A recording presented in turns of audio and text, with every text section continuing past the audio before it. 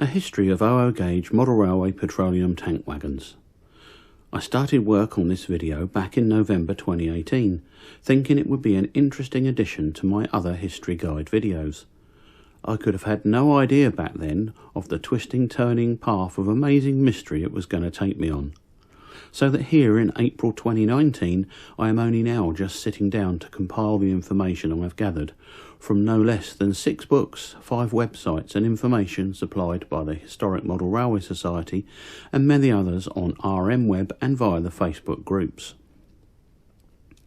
The range of colourful tank wagons has always been rather good, especially with the early mainline offerings. But how accurate are all these 14-ton tank wagons, and if accurate, what periods of operation do they depict? Surprisingly maybe, most of the models are indeed closely based on real tank wagons, the manufacturers having done a good job reproducing them from photos and drawings. The viewer should keep in mind that petrochemicals were moved in either Class A or Class B tank wagons.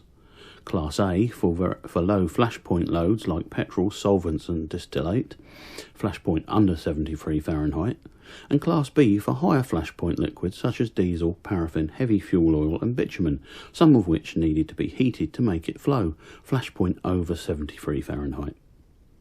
Each type of wagon had to be easily identified for safety reasons. These tank wagons and other chemical wagons are the subject of this video, and I hope it will enlighten fellow modellers and allow them to select accurate trains. The first tank wagons came on the scene way back in 1881, that's 131 years ago today. Then they were simple half-round affairs mounted on wooden wagon chassis. Then as now, nearly all tankers used on Britain's railways were private owner types, authorised and specified by the Railway Clearinghouse, as mentioned in my video Wonderful Wagons. Of course, before tank wagons, oil products were moved around in whisky barrels, carried on wagons such as we see here with Normandy. Vast works appeared with huge numbers of barrels piled up outside. These were distributed to various customers on a hire basis, unless they returned the barrels within a specified time.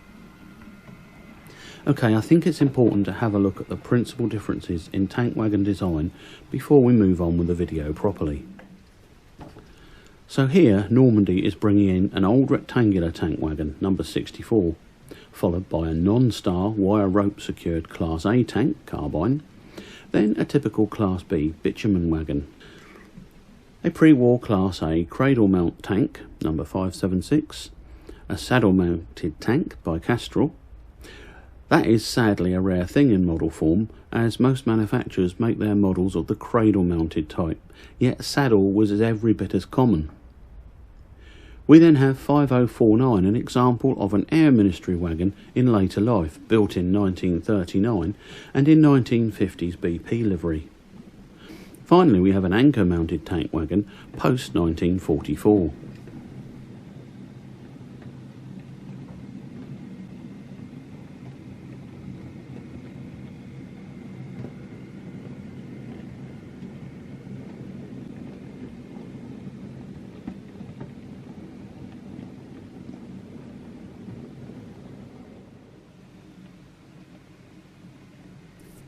Number 64, belonging to Butler & Co in Bristol, was built in 1932, despite being of a much older design. Butler was a big operation, supplying tar and creosote for railway sleepers from its Bristol location.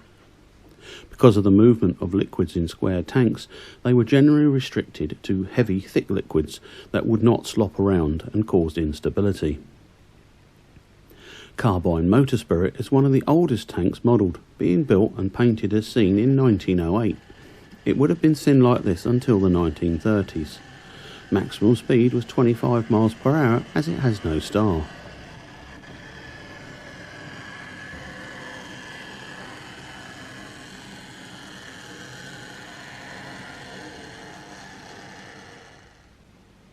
The Bitchmill's Class B tank is shown in 1928 to 1940s condition. It was hired to Viamals Limited. The Railway Clearinghouse had originally said that Class B tanks should be red oxide, but they were soon black due to the materials carried, and in fact black persisted for most Class B tankers thereafter. The National Benzol Class A tank dates from 1936 to 1941, built by the Gloucester Carriage and Wagon Works in 1936. Because it has a single star, it could run in trains at up to 35 miles per hour. The Mercury logo would last like this until 1959. This Hornby Castrol wagon clearly shows the 4 bolsters that the tank sits on, which was a very common method of mounting. This wagon depicts a 1948 built tank wagon in a livery that was never actually carried. However, it is correct for the 1960s to 70s. We then have 5049, an example of an Air Ministry wagon in later life, built in 1939 and in 1950s BP livery. Last in our small train is the anchor-mounted benzene wagon, built in 1951. These wagons would have been seen in use throughout the 60s. At least 2 empty non-tank barrier wagons were included between the locomotives and brake van. If possible, they were to be fitted. Tank wagons were kept towards the centre of mixed trains, and block trains of tank wagons were quite rare. I've considered long how best to present this video. It's true to say that I have turned up many more interesting facts than I expected, but I don't want this video to drag on for too long either. Therefore, rather than presenting the tank wagons in build date order, I'm going to present them in the date of their livery order, as some wagons were built years before they appeared as modelled. I'll also provide a link in the video's description to a database giving more information about each wagon featured. In 1902, the Railway Clearinghouse specified Class A tanks must be cylindrical, metal underframes, 9-foot wheelbase and light stone or buff in colour, with full red band 6 inches wide, and carry the no naked lights warning. In 1907 and 11, the Railway Clearinghouse issues details of cylindrical tanks for 10, 12 and 14 tonnes, as well as a method for fixing the tank to the chassis. Mounts were to be saddle, where the tank rests on 4 wooden bolsters running across the chassis, and cradle, where the tank rests on 2 bolsters running the length of the chassis on both sides. This is the most common model version. But not until 1913 did the Railway Clearinghouse say wagons meeting the latest specs could run in fast trains up to 35 miles per hour, but for no more than 40 miles between stops. These wagons must be marked with a 6-pointed star on the tank barrel and sole bar of the chassis. If new, they had to run in for 100 miles at 25 miles an hour, all still unfitted. By 1927, rectangular tanks were no longer specified. However, a good number continued in use right up to the 80s. Wire ropes to secure new tanks had to stop from this point. Let's have a look at some wagons meeting these specifications and in pre-World War II condition. The locomotive is a C2X.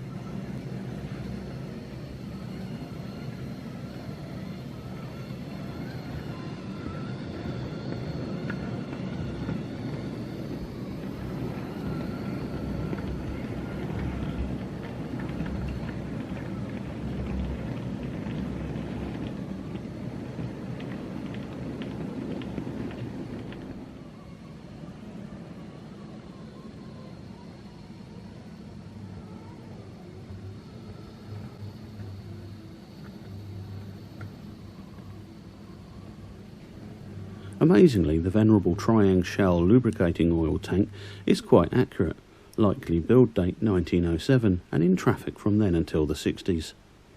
I have found photos that back up this wagon. We've already looked at Carbine Motor Spirit tank. The Rimmer Brothers rectangular tank was built in 1912 and was in traffic from then throughout the 1950s.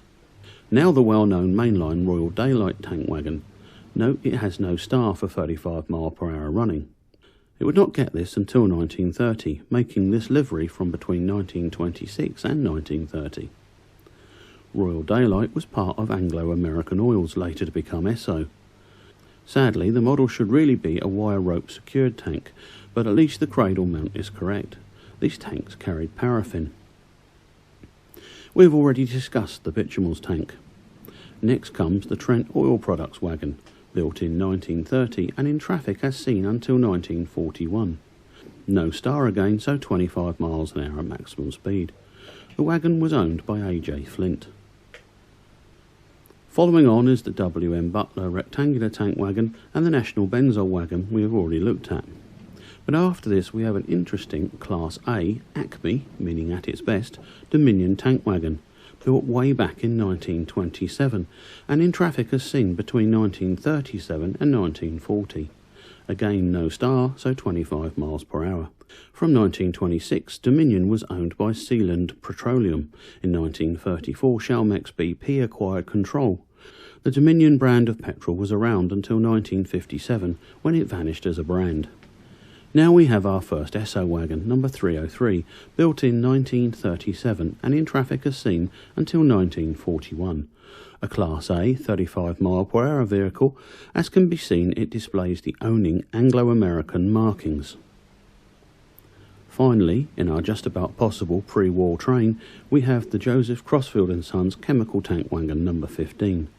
A 20-ton vehicle rated for 25 miles an hour running, built in 1936 and in service as seen from 1937 until the 1960s. As you have noticed, a number of wagons in our train do not have the speed star apply. This means the whole train can only proceed at 25 miles per hour. The lowest speed vehicle dictates the train speed.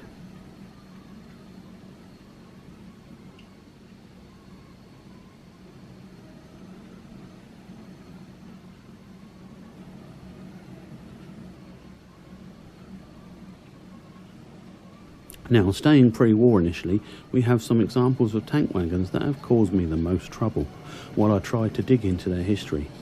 Given they are from a firm that was at one time local to me, and that I pass by the site of their works often, one might have thought this would be an easy ask, but how wrong could I be?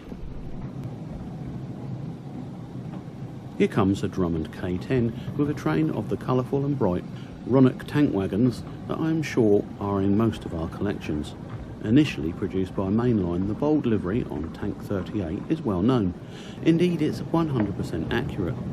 However, it should really be a saddle mount type. Tank 38, as seen here, was built in 1938 and delivered to Ronix, who registered it with the Southern Railway, the only one. Now, all that would be fine apart from two photos. I'll provide links. One showing the black band livery as modelled by Bachmann in 1960 near Hove, and the other showing a Ronix tanker at Hove in 1961 with yet another livery, although similar to the original as delivered livery, all claiming to be Tank 38. Here is Tangmere with a train of 4 of the black band Ronix tank wagons from the 1960 photo, numbers 34, 36 and once again 38, as modelled by Bachmann.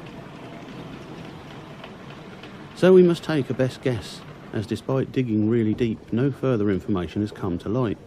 We know that the original livery was correct and delivered in 1938.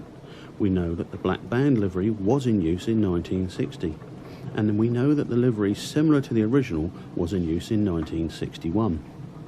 I also know that only one tank wagon was ever delivered to Ronix Yard in Port Slade at a time, and that it came from Esso, Fawley near Southampton, carrying white spirit as a component for their floor polishes and wood stains. There are also trusted references to Ronix having a small fleet of tankers. I'm going to say that in fact they had just 3, 34, 36 and 38 the original. Carrying 3,500 gallons of substance, it's hard to see how they might have needed more, but it would certainly have been sensible to have had a backup wagon in case the usual 38 was out of traffic, and maybe 34 or 36 carried other chemicals they needed. It would be wonderful if one day we could be 100%, but this seems a sensible position to hold for now. So the original livery was in service from 1938 to 1947, or just after the war anyway.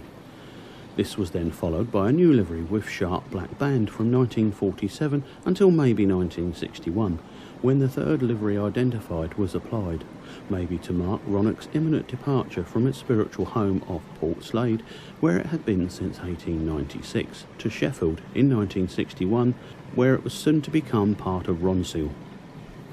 So perhaps the lonely-looking tank wagon at Hove Yard in 1961 was somewhat abandoned. There is still a possibility that Ronix shipped its waxes by tanker, but the tankers seen are all Class B and appear to have no heating coils, etc., and there is no ex-employee evidence to support this. One person mentioned having seen Ronix tankers near Carlisle, but they could simply be R3 tanker wagons waiting for a new owner. I hope this at least helps. We are now nearing one of the most fascinating periods for tank wagons. However, it is also a period that for some strange reason no manufacturer has bothered to cater for, such that we really have very little to run in the war years on our layout. We must again return to the railway clearinghouse, but also take note that the Wartime Petroleum Board was about to take over everything, including pooling all petrochemical tank wagons. In March 1939, rules eased, allowing the red stripe to be interceded by company logos. Tanks could now be silver, but the sole bar must be red. However, this was all stopped by the advent of war. Specified from July 1940, further changes were mandated to help disguise tank wagons from enemy aircraft. Tanks to be painted matte dark grey with red sole bar. Some were even camouflaged. Let me present you with a few tank wagons that may have just made it into the war years in other liveries. The MOS, or Ministry of Supply ammonia wagon, in use for ICI, used to transport ammonia to naval explosive factories, built in 1940 and in traffic until the 1950s. Brotherton No. 908, again carrying ammonia, may well have been involved in the war effort, built in 1940 and may have carried on until the 60s. The Hornby WD War Department ammonia tank wagon, No. 339, built in 1939 and in use during the 40s. Ammonia was a vital component of explosives and even rocket fuel. Finally, another wagon that appears to fit with the war years is Pool Petrol Tank No. SM5478, the SM indicating it belonged to Chalmex. Build date 1944. However, it would not have been in the stone buff livery as seen. This will be explained later. In the summer of 1938, the leading oil companies operating in Britain were invited by the government to draw up plans for the supply of oil in the event of war.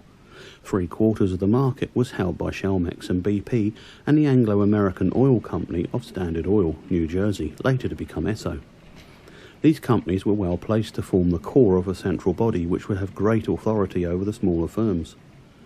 More meetings took place and these big companies were joined by Trinidad Leasehold Limited, Regent brand, and the National Benzol Company in signing the Petroleum Board Agreement on the 8th of March 1939. They agreed to pool their distribution networks and facilities under the Petroleum Board. If and when war broke out, competition and brand names would be done away with for the duration of the conflict, and the number and grades of oil products would be reduced to a minimum. Railway tank wagons and lorries would also be pooled. This government-agreed scheme would cover all oil products other than lubricating oils, initially, which were very complex, with many differing grades. The tank wagons would all be painted dark grey and would display no company logos or advertising.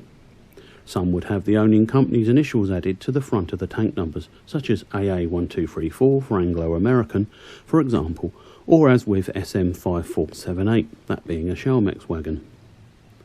When war was declared in September 1939, everything was immediately put in place.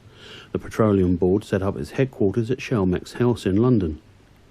Towards the end of 1939, the large number of small oil distributors were also persuaded to sign up to the Petroleum Board, thus all coming under its control.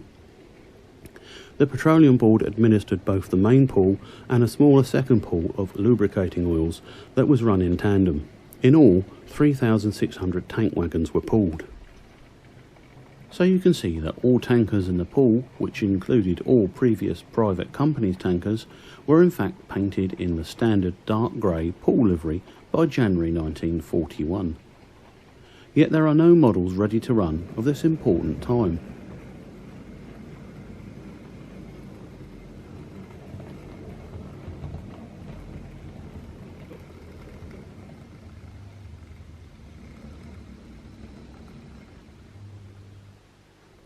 I've hurriedly prepared these 3 Air Ministry ordered wagons just for this video.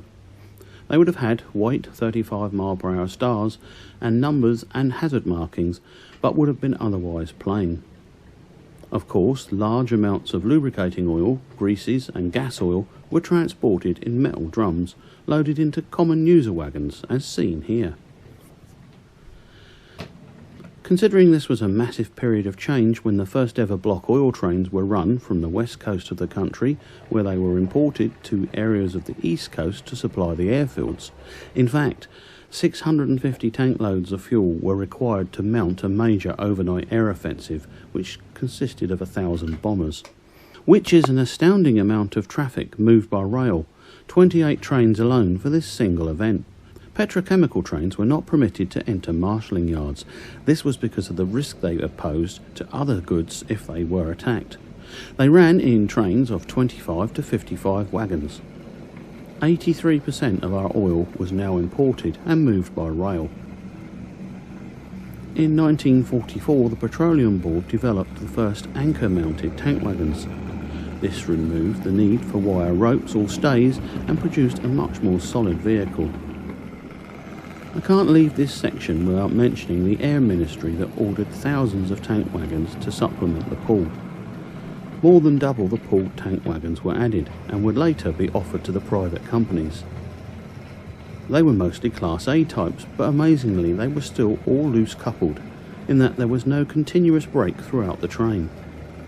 Imagine trying to stop a train of fully loaded tankers doing 35 miles an hour with just the brake of the locomotive and the guard's brake van. It was total skill. It has to be hoped that a manufacturer will plug this significant hole for us very soon. The tanks are well documented, so there is much build detail to be had. I could go on, but we must now move on.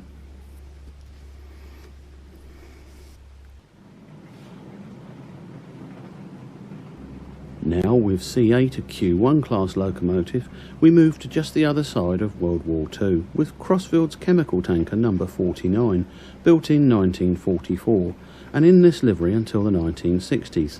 It should really be an anchor-mounted type.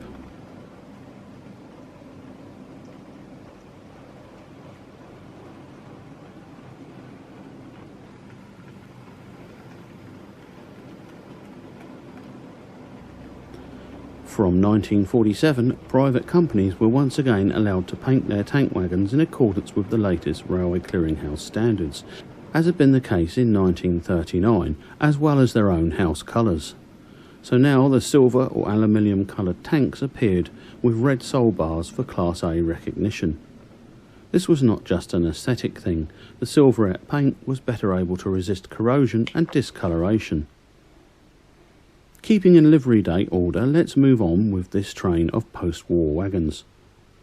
Berry-Wiggin's B-class tank number 150, built in 1945 for the Air Ministry, and in traffic as seen from 1947 to the early 70s. This and classmates were used to transfer bitumen from Kent to Gloucestershire. Followed by another Berry-Wiggin's tanker, this time number 109. 1945 built again and in traffic as seen from 1947 to the early 70s. Marked petrol, but a Class B for carrying black fuel oil. A third Berry-Wiggin's tank wagon this time, number 119, built in 1942. A Class A wagon in traffic from 1947 to the early 70s again. These were all ex-Air Ministry wagons. Here we have BP tanker A3472. It's interesting as it has BP branding on both sides. In this time period it should have Shell and BP. However, I am aware BP had separate crude oil operations ongoing, Oakbank, that did indeed use BP only branded wagons. Built in 1925, it is of the older steel rope secured design. It would have been in traffic from 1947 to the early 70s. Here is BP tanker number 36, which was part of the crude oil operation at Oakbank. Again, BP on both sides. This wagon was also built in 1925, but it is of the newer design, in traffic from 1947 to the early 70s. Now a conventional Shell BP wagon number 1223, with BP on one side and Shell on the other. Built in 1927 and in traffic as seen from 1947 to the 1950s.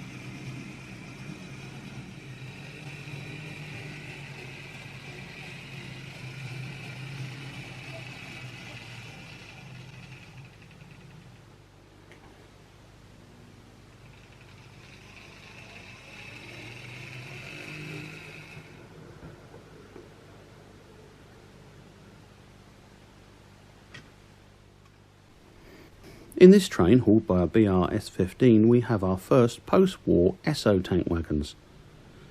Firstly, a Class B wagon number 1829, built in 1939 for the Air Ministry, and in this livery from 1947 until the 1960s. White star applied, so 35 mile an hour running. It should really be a saddle-mounted wagon.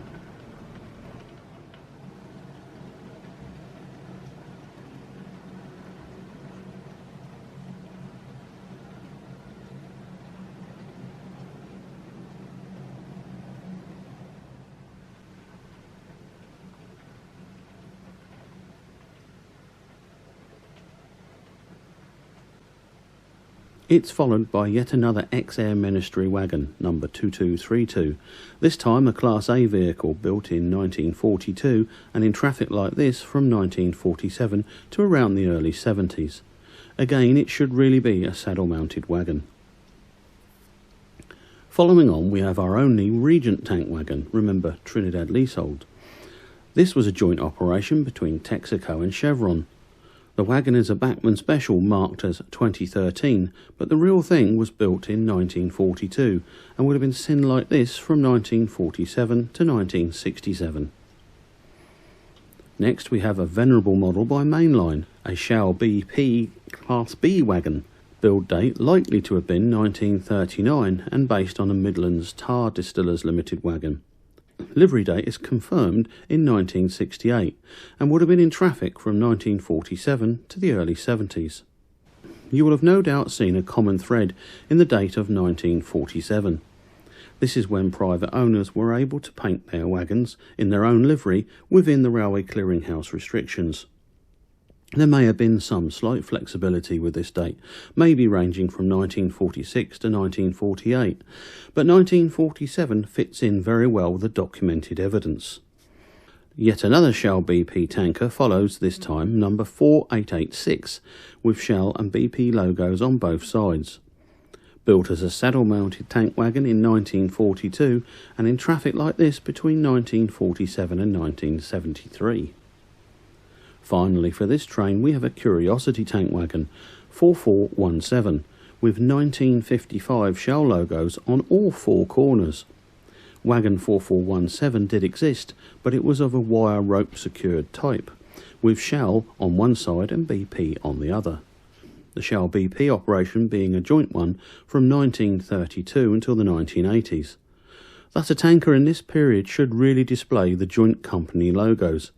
However, there are always exceptions, especially with tank wagons, so we will assume the manufacturer got this one right.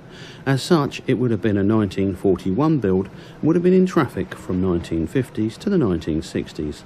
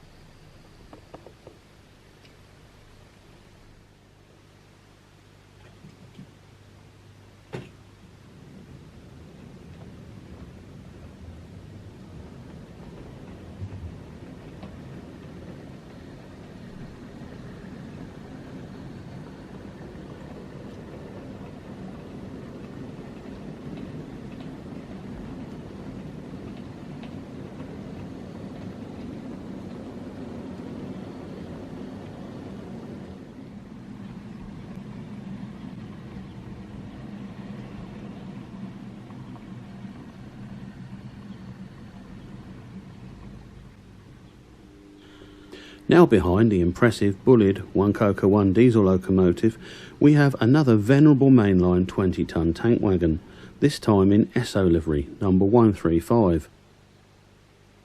It's a Class A vehicle and would have been built in 1950 and in traffic throughout the 70s.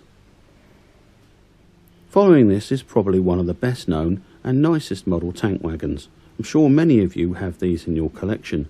Again by Mainline, number 5049 was an ex-Air Ministry vehicle and in experimental livery from the 1950s. Probably pre-acceptance based on having the Shell logos also applied. Built in 1939. Class A and in traffic from, well, who can say? Oddly, this is an example of a manufacturer seeing a photograph and making a splendid model, but one that probably in real life anyway saw little traffic time. However, who can resist? And as you see, I've now built up a collection of 4 of them. We are coming to the end of the era of loose coupled tank wagons now. But just before we do, our train continues comprising 2 benzene anchor mount tank wagons, number 852, Class A of course, and built in 1951, and in traffic from then until the 1960s. Benzene was a popular petrol additive, but fell from favour when it was shown to cause cancer. These wagons by Bachmann are rather attractive, if sadly a little expensive. Finally, I have saved these 2 National Benzol Class A tanks to the end of the train, as they show the development of the company logos. Firstly, number 731 in the older style, built in 1937, and in traffic as seen from 1947 to 1959. 1959 was the year the Mercury logo changed to that seen on number 734. 734 was built by the Air Ministry in 1943 and in traffic from 1960 to the 1970s. Unlikely in reality to have been seen together, but an interesting comparison for us.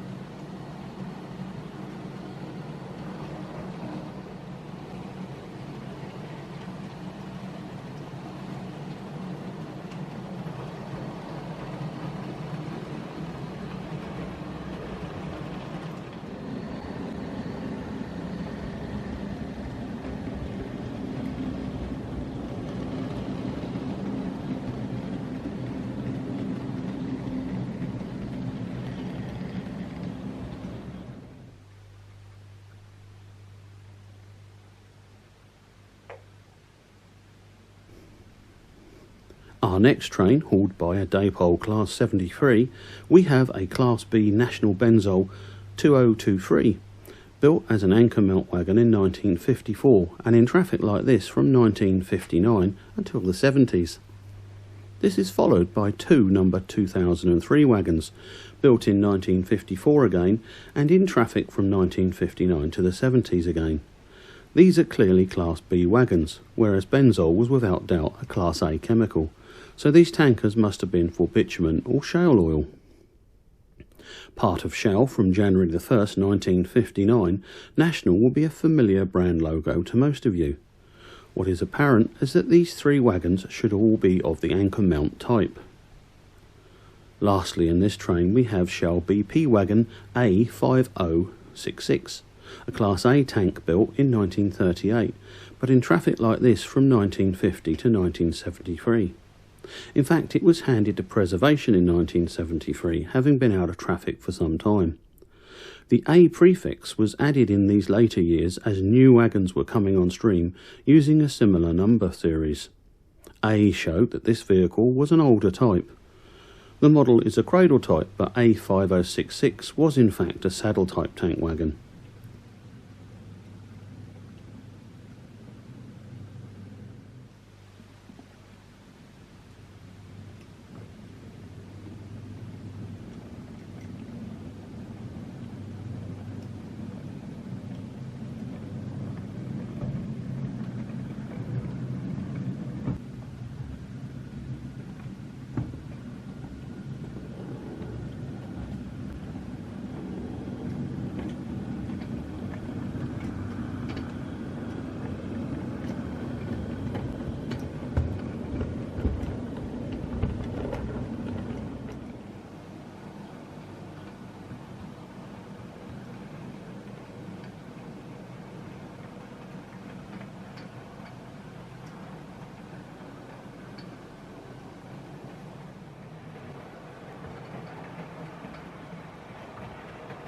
And as this train passes from view, we move to the next phase of tank wagons, leaving behind the interesting and attractive loose-coupled wagons of the past.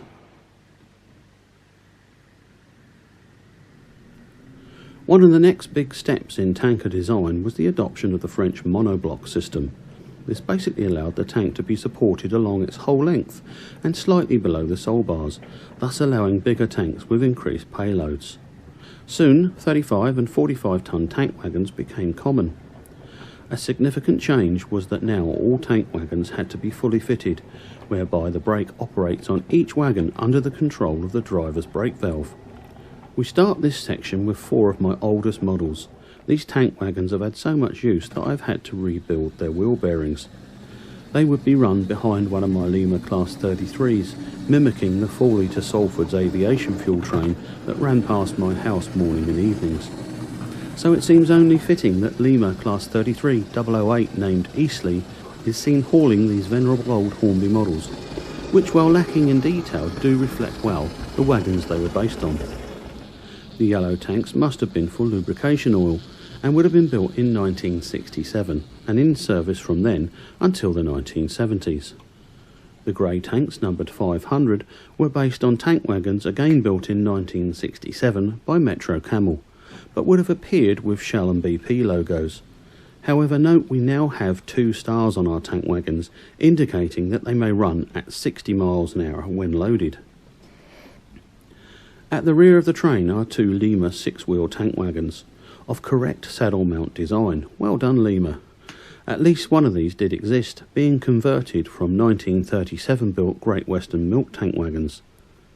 They were in service from 1970 and scrapped in 1991 at Stratford Traction Maintenance Depot. These wagons were permitted to run at 40 miles per hour.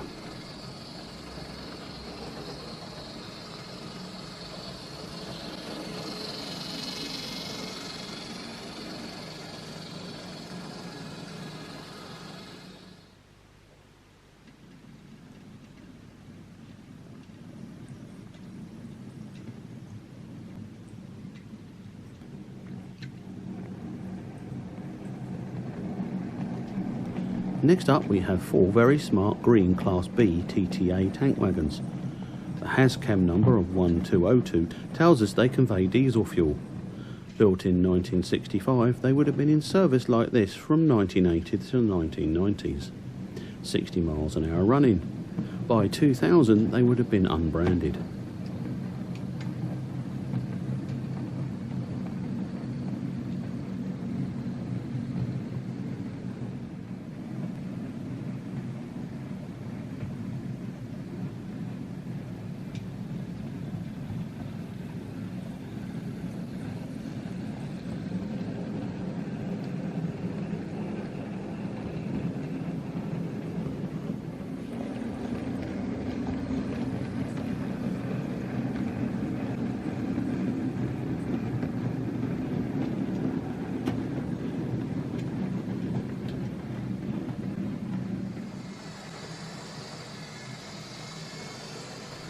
As Lima Class 37 370 gets to grip with an impressive 8-tank wagon train, these BP chemical tank wagons are unfortunately a bit of a model railway compromise. They look the part, but the real-life wagons were unlike the more usual TTAs, as seen here, and in fact were less high.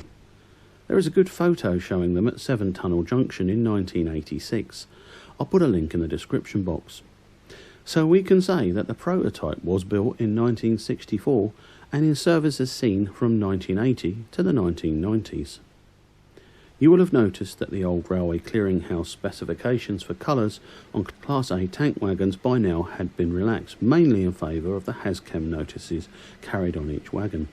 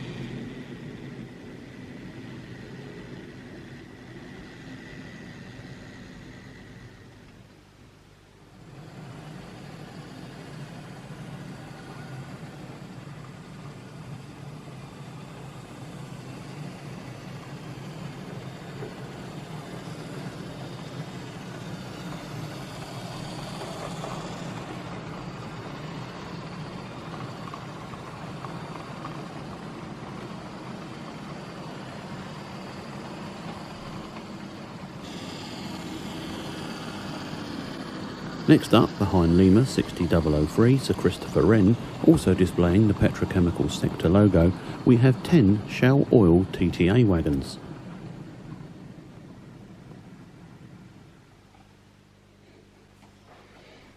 These were built in 1966 and would have been seen in traffic like this between 1980 and the 1990s. More Metro Camel wagons.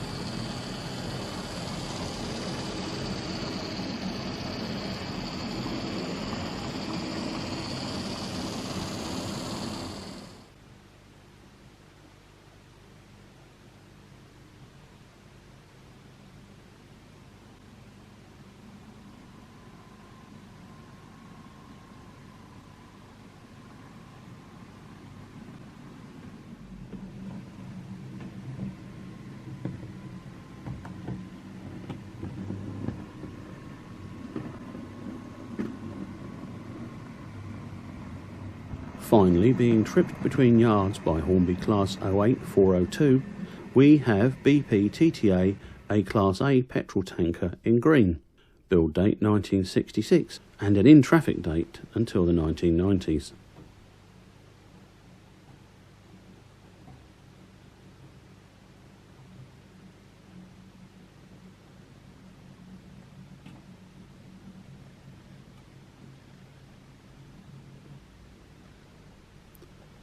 R08 is seen adding to its train a 100-ton Alf bogie tank wagon.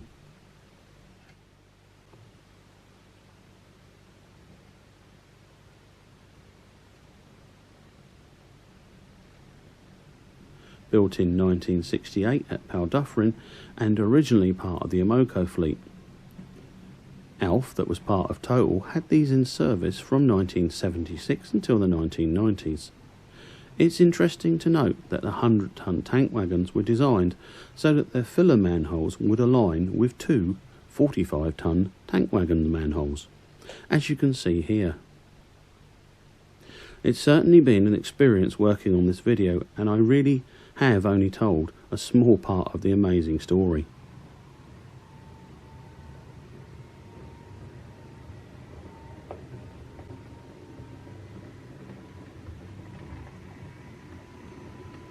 But I hope the viewer will take something away with them, and it may help the enjoyment of their own collection.